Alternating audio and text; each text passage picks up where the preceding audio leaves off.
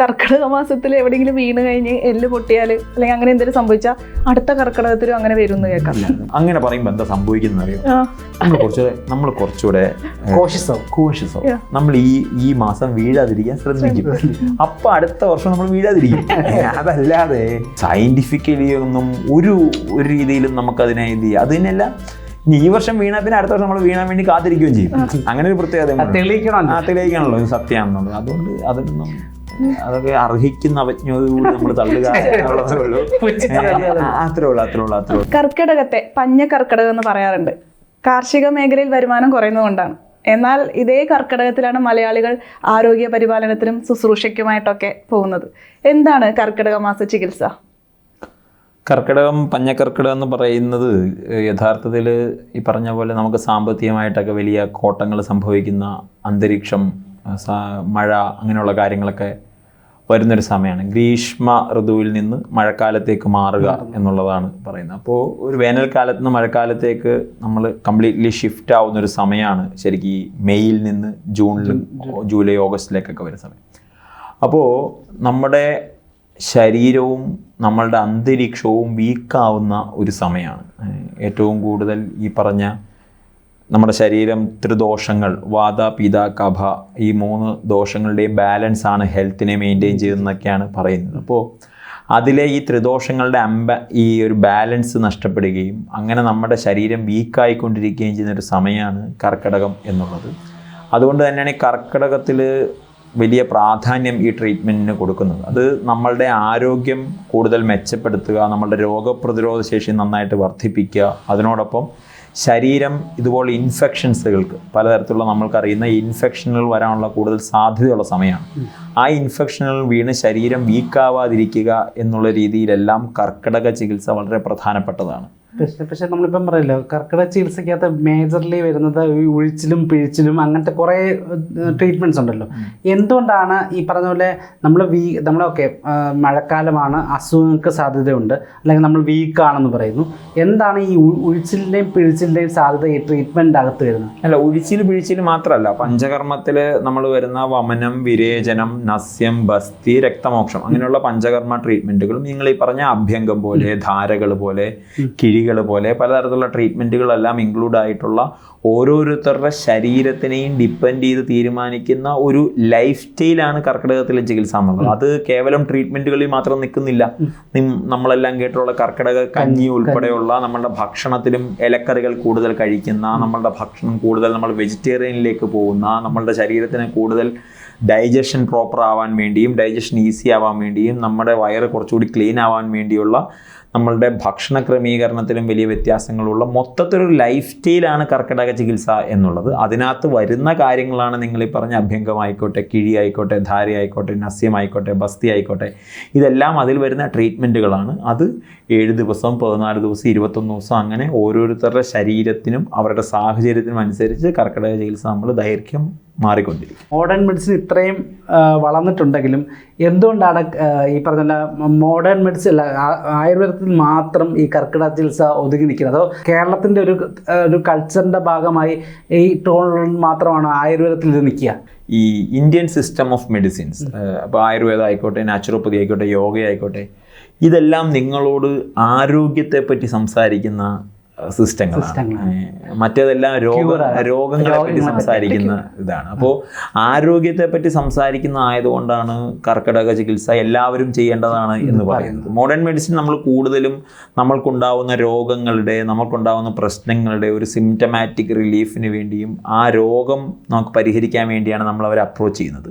പക്ഷേ ആയുർവേദവും നാച്ചുറോപ്പതിയും യോഗയും ഒക്കെ ഒരു ലൈഫ് സ്റ്റൈൽ ആയിട്ട് നിങ്ങളോടൊപ്പം കൊണ്ടുപോകാൻ പറ്റുന്ന ഇന്ത്യൻ സിസ്റ്റം ഓഫ് മെഡിസിൻസ്. അതുകൊണ്ട് വലിയ പ്രാധാന്യം നമ്മൾ ഈ പറയുന്ന ആയുർവേദത്തിൽ ഈ പറയുന്ന കർക്കിടക മാസത്തിൽ ഉണ്ടാവുന്നത് നമ്മുടെ ആരോഗ്യം സംരക്ഷിക്കാൻ വേണ്ടിയാണ്. ഒരു രോഗം, ഇപ്പോൾ ജീവിതശൈലി രോഗങ്ങളുള്ളവർക്ക് വലിയ ആശ്വാസം കിട്ടുമെന്നുണ്ടെങ്കിലും അങ്ങനെ രോഗങ്ങൾക്കപ്പുറം ആരോഗ്യത്തെ പറ്റി സംസാരിക്കുന്നതുകൊണ്ടാണ് ഈ ഇന്ത്യൻ സിസ്റ്റം ഓഫ് മെഡിസിനിൽ കർക്കിടക ചികിത്സയ്ക്ക് വലിയ പ്രാധാന്യം വരുന്നത്.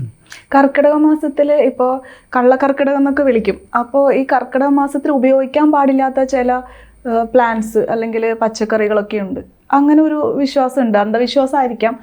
അത് ശരിക്കും ഉള്ളതാണോ? ഇല്ല, അങ്ങനെ നമ്മൾ യഥാർത്ഥത്തിൽ അങ്ങനെ ഒരു ഒഴിവാക്കപ്പെടേണ്ടത് എന്ന് നമ്മൾ വിശ്വസിക്കുന്ന പച്ചക്കറികളില്ല.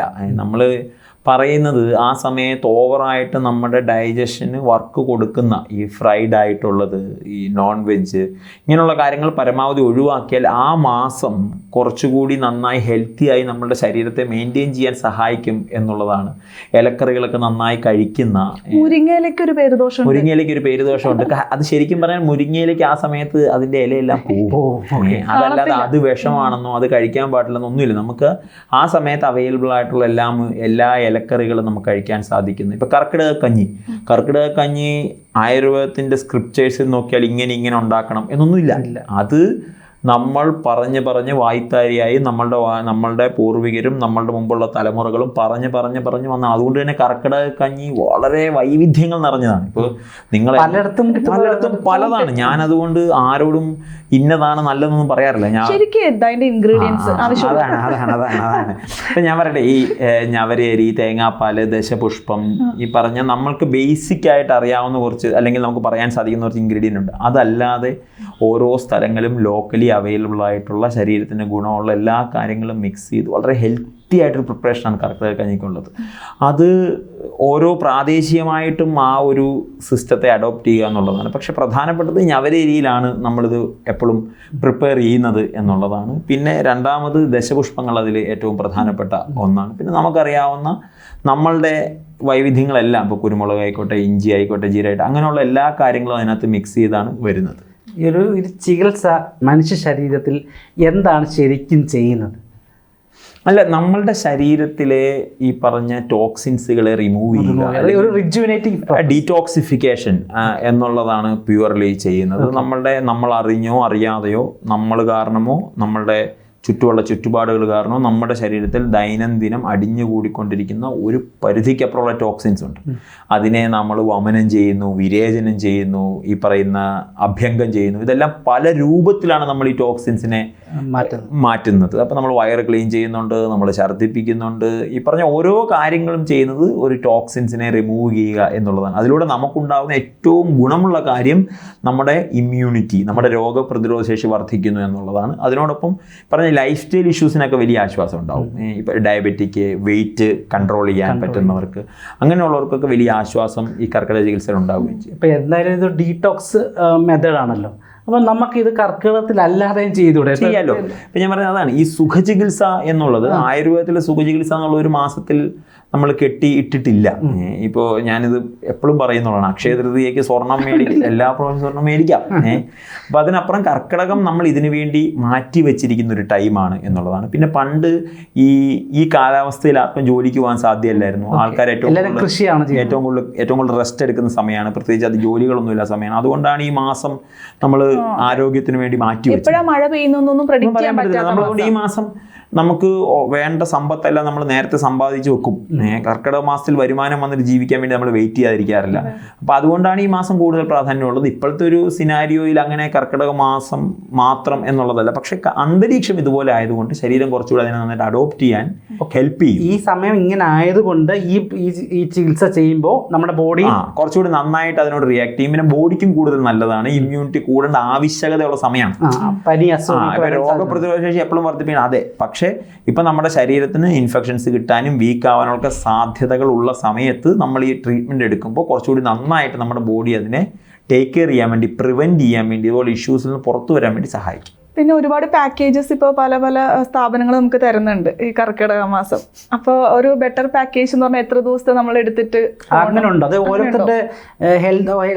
എനിക്കൊരു 7 ദിവസം വേണമെങ്കിൽ വേറെ ഒക്കെ വരുന്നത് ചിലപ്പോൾ 10 ദിവസമായിരിക്കും. അത് ഓരോരുത്തരുടെ വെയിറ്റും ഇതൊക്കെ അനുസരിച്ച് ശരിക്കും ഓരോരുത്തരുടെ ശരീരം അനുസരിച്ച് കസ്റ്റമൈസ് ചെയ്യേണ്ടതാണ്. പക്ഷേ ഏറ്റവും ഐഡിയലി കർക്കിടക ചികിത്സ നേരത്തെയൊക്കെ മിനിമം 10 ദിവസമായിരുന്നു ഉണ്ടായിരുന്നു. 10 days എങ്കിലും വേണം ശരീരത്തിലൊന്ന് കറക്റ്റായിട്ട് ക്ലീൻ ചെയ്ത് വരാൻ വേണ്ടി. പക്ഷേ ഇതൊരു ഫാസ്റ്റ് ഫേസിൻ്റെ ലൈഫാണല്ലോ. ഇപ്പോൾ സ്വിഗ്ഗി, സൊമാറ്റോ, ഊബറിൻ്റെ കാലത്ത് 3 ദിവസം മുതലുള്ള പാക്കേജുകൾ ഇവിടുത്തെ എല്ലാവരും കൊടുക്കുന്നുണ്ട്. അത് തെറ്റാണെന്നും നമ്മൾ പറയുന്നില്ല. പക്ഷേ ആ ശരീരത്തിന് വേണ്ടത് എന്താണോ അത് ആ ഡോക്ടറെ കൺസൾട്ട് ചെയ്തിട്ട് ചെയ്യുക എന്നുള്ളതാണ്. പക്ഷേ എൻ്റെ ഏറ്റവും വലിയ റിക്വസ്റ്റ് ഒരു ഡോക്ടർ ഉള്ളിടത്ത് നിന്ന് കർക്കിടക ചികിത്സ എടുക്കുക എന്നുള്ളതാണ്. ഇപ്പം ഇപ്പോഴത്തെ ഒരു ഡിജിറ്റൽ യുഗത്തിൽ യൂട്യൂബിൽ നോക്കി ഏതൊക്കെ ചികിത്സ ഒരു സെൻറ്ററിൽ വിളിച്ചിട്ട് എനിക്ക് അവിടെ ധാരയുണ്ടോ നസ്യമുണ്ടോ, എനിക്ക് ഒരു ധാരം ചെയ്യണം ഒരു നസ്യം ചെയ്യണമെന്ന് പറഞ്ഞ് പോയി ചികിത്സിക്കുന്നതിനെക്കാട്ടിലും ബെറ്റർ ഒരു ഡോക്ടർ ഒരിക്കലും ചെയ്യാൻ പാടില്ല. കാരണം ഇപ്പം ഞാൻ പറയാം, ഒരു ഹൈ BP ഉള്ള പേഷ്യൻറ്റ്, വർഷങ്ങളായിട്ട് BP മരുന്ന് കഴിക്കുന്ന പേഷ്യൻറ്റ് ഒരിക്കലും ഒരു സമയത്തിനപ്പുറം സ്റ്റീം ബാത്തിനകത്ത് ഇരിക്കാൻ പാടില്ല. സ്റ്റീം ബാത്ത് ചിലപ്പോൾ നമുക്ക് നല്ല സുഖമുള്ള പരിപാടിയായിരിക്കും, നന്നായിട്ടൊന്ന് വേർക്കാൻ പറ്റുമായിരിക്കും, ഇതൊക്കെ നമുക്ക് ഇഷ്ടമാണ്. പക്ഷെ അവരുടെ കണ്ടീഷൻ എന്താണ്, ആ ബോഡിയുടെ കണ്ടീഷൻ. ഞാനിപ്പോൾ ഇന്നലെ എൻ്റെ ഹോസ്പിറ്റലിൽ ഒരു പേഷ്യൻറ്റ് എന്നോട് ചോദിച്ചത്, ഡോക്ടറെ ഒരു ട്രീറ്റ്മെൻറ്റ് കഴിഞ്ഞിട്ട് എന്തുകൊണ്ടാണ് ഞങ്ങൾക്ക് ചൂടുവെള്ളത്തിൽ കുളിപ്പിക്കാത്തത് എന്ന് ചോദിച്ചു. ഞാൻ പറഞ്ഞു, ആ ട്രീറ്റ്മെൻറ്റ് കഴിഞ്ഞ് ചൂടുവെള്ളത്തിൽ കുളിക്കാൻ പാടില്ല. അത് കാരണം നിങ്ങളൊരു എക്സ്ട്രീം തണുപ്പിലേക്ക് പോകുന്നൊരു ട്രീറ്റ്മെൻറ്റാണത്. ആ ട്രീറ്റ്മെൻറ്റ് കഴിഞ്ഞ് എക്സ്ട്രീം ചൂടിൽ നിങ്ങൾ കുളിച്ചാൽ അത് ശരീരത്തിന് ദോഷമായിട്ട് ബാധിക്കും. അതുകൊണ്ട് നിങ്ങൾക്ക് അത് ചെയ്യാൻ പാടില്ല. ഞാൻ പറഞ്ഞു, ഞാൻ സത്യം പറഞ്ഞാൽ അവരെ കുറച്ചുകൂടെ കംഫർട്ടാക്കാൻ ഞാൻ ഇനി ചൂടുവെള്ളം കൊടുത്താൽ പോലും ചിലപ്പോൾ അവിടെ വെച്ച് അവർക്ക് ഒരു റിയാക്ഷനും കാണില്ല. അത് ചിലപ്പോൾ 1-2 മാസം കഴിഞ്ഞായിരിക്കും അവർക്ക് ചില അബ്നോർമാലിറ്റികൾ കാണുന്നത്. അപ്പോൾ ഒരിക്കലും എന്നെ സംശയിക്കാനും പോകുന്നില്ല. അന്ന് ചൂടുവെള്ളത്തിൽ കുളിച്ചതിൻ്റെയാണ് സംശയവും നമുക്കുണ്ടാകില്ല. പക്ഷെ അത് ചെയ്യാൻ പാടില്ല എന്നുള്ളതാണ് നമ്മളുടെ മെഡിക്കലി നമ്മൾ പഠിച്ചത് കൊണ്ട് നമ്മൾ മനസ്സിലാക്കി. അതുകൊണ്ട് ഈ കർക്കിടക ചികിത്സാ പാക്കേജുകൾ കൊടുക്കുന്ന ആരാണെങ്കിലും നമ്മളുടെ റിക്വസ്റ്റ് ഡോക്ടർ കൺസൾട്ട് ചെയ്തതിന് ശേഷം മാത്രം കർക്കിടക ചികിത്സ എടുക്കുക. അപ്പോൾ അറിയാൻ പറ്റും 7 ദിവസമാണോ 10 ദിവസമാണോ 15 ദിവസമാണോ. ഇനി ഈ 15 ദിവസത്തെ ട്രീറ്റ്മെൻറ്റ് വ്യത്യസ്തമാണ്. എനിക്ക് 15 ദിവസത്തെ ട്രീറ്റ്മെൻറ്റും നിങ്ങൾക്ക് 15 ദിവസത്തെ ട്രീറ്റ്മെൻറ്റും ഉണ്ടെങ്കിൽ അത് രണ്ടും വ്യത്യസ്തമാണല്ലോ. എനിക്ക് എന്താണ് എൻ്റെ ശരീരത്തിന് വേണ്ടതെന്നുള്ളത് നോക്കിയിട്ടല്ലേ എനിക്ക് തരേണ്ട ആവശ്യമുള്ളൂ. എനിക്ക് BP കുറവാണ്, എൻ്റെ BP സ്റ്റേബിളാണ്, എനിക്ക് വെയിറ്റ് കൂടുതലാണ്, എനിക്ക് ഡയബറ്റിക്കിനുള്ള സാധ്യതയുണ്ട്, എനിക്ക് ഫാറ്റി ലിവർ ഗ്രേഡ് 2 ആണ്, എനിക്ക് ഈ പറഞ്ഞ കൊളസ്ട്രോൾ കൂടുതലാണ്. ഇപ്പോൾ സ്ത്രീകൾക്കാണെങ്കിൽ ഇനി PCOയുടെ പ്രശ്നമുണ്ട്, അവർക്ക് പീരിയഡ്സിൻ്റെ ഇഷ്യൂ ഉണ്ട്. ഇതെല്ലാം നമ്മൾ ഈ പീരിയഡ്സും PCOയും വരെ ഇതിനകത്ത് കണക്കൂട്ടും, എല്ലാം കൺസിഡർ ചെയ്യും. കാരണം ശരീരത്തിനെ നമ്മൾ ഒരു പ്രത്യേക യാത്രയിലേക്ക് കൊണ്ടുപോകണം. ഈ പറഞ്ഞ ത്രിദോഷങ്ങളുടെ ബാലൻസ് ആണ്, വാത പിത കഫ. അപ്പോൾ ഈ ത്രിദോഷങ്ങൾ എവിടെയൊക്കെയാണ് ഇൻബാലൻസ് ആയിരിക്കുന്നത്, എവിടെയൊക്കെയാണ് നമ്മൾ ബാലൻസ് ആക്കേണ്ടത്, അത് ഡിപ്പെൻഡ് ചെയ്താണ് നമ്മൾ രോഗം ഏതൊക്കെ ട്രീറ്റ്മെൻ്റ് ആണെന്ന് തീരുമാനിക്കേണ്ടത്. അല്ലാതെ ഈ നിങ്ങളിപ്പോൾ പറയുന്ന പോലെ പോസ്റ്റർ ഇട്ടിട്ട് കൊടുക്കാൻ പറ്റുന്നൊരു സാധനമേ അല്ല. ഈ പറഞ്ഞ ഇപ്പം ഞാനിപ്പോൾ ഒരു ട്രീറ്റ്മെൻറ്റ് വരികയാണെങ്കിൽ ബ്ലഡ് റിപ്പോർട്ട് കൊണ്ട് അല്ലാതെ ഒരു ഡോക്ടറെ കൺസൾട്ട് ചെയ്യണം. ആദ്യം സിംറ്റമാറ്റിക്കലി എന്തൊക്കെയാണ് എന്നുള്ളത് അറിഞ്ഞ് ആ ഡോക്ടറെ കൺസൾട്ടേഷന് ശേഷം മാത്രമേ നിങ്ങൾ കർക്കിടക ചികിത്സ ചെയ്യാൻ പാടുള്ളൂ.